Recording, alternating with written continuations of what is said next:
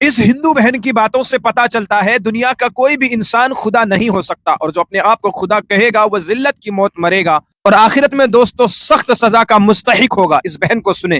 का वर्णन है मिस्र की सभ्यता। मिस्र की सभ्यता में एक राजा था फिरौन। फिरौन इतना घमंडी, इतना अत्याचारी था कि वो भगवान को भी चैलेंज करता था। फिरौन कहता था कि भगवान क्या हमें जन्नत नसीब करवाएंगे, हम खुद अपने लिए जन्नत बनवाएंगे। और फिरौन अपने लिए जन्नत बनवाया था मिस्र का पिरामिड। इस कहानी को पूरा सुनिएगा, ये फैक्ट से भी रिलेटेड है और आपके लिए एक बहुत बड़ी सीख भी बन सकती है। दरअसल फिरौन सा कहता था कि भगवान कुछ नहीं होते। वो कहता था कि भगवान की जरूरत हमको नहीं है, बल्कि हमारी जरूरत भगवान को है। इसी पराक्रम, इसी घमंड के चलते भगवान ने उनको श्राप दिया था कि जब तुम्हारी मृत्यु होगी तब ये पृथ्वी ना तुम्हें दफनाएगी, ना पानी तुम्हें बहाएगा और ना आग तुम्हें जलाएगी। तुम्हारी लाश को कयामत तक रखा जाएगा और दुनिया देखेगी तुम्हारे पराक्रम और तुम्हारे घमंड का क्या परिणाम था। और फिरौन की लाश आज तक है। मिस्र के लोग उस लाश को मम्मी बनाकर उसमें एक केमिकल का लेप करते थे जिससे वो लाश खराब ना हो।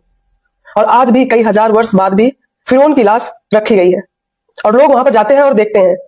सोचिए, घर में एक चूहा मर जाता है तो उसकी गंदगी इतनी ज्यादा होती है कि हम वहां पर रह नहीं सकते। तो फिरौन की लाश अभी तक वैसे रखी कैसे गई है? और फिरौन की लाश अभी तक मिस्र के पिरामिड में रखी गई है। और मिस्र का पिरामिड मानव द्वारा निर्मित सबसे बड़ी इमारत आज भी है। उससे बड़ी इमारत मानव द्वारा निर्मित कोई भी नहीं है। और मिस्र के पिरामिड में जो एक एक पत्थर लगे हैं वो लगभग एक एक फ्लोर के बराबर है। और कहा जाता है कि उसको मानव अपने हाथों से बनाया था। उस समय ना जेसीबी थे ना क्रेन थे। और उस एक पत्थर का वजन है लगभग 20 टन। सोचिए कैसे मानव 20 टन के पत्थर को उठा के और बनाया होगा।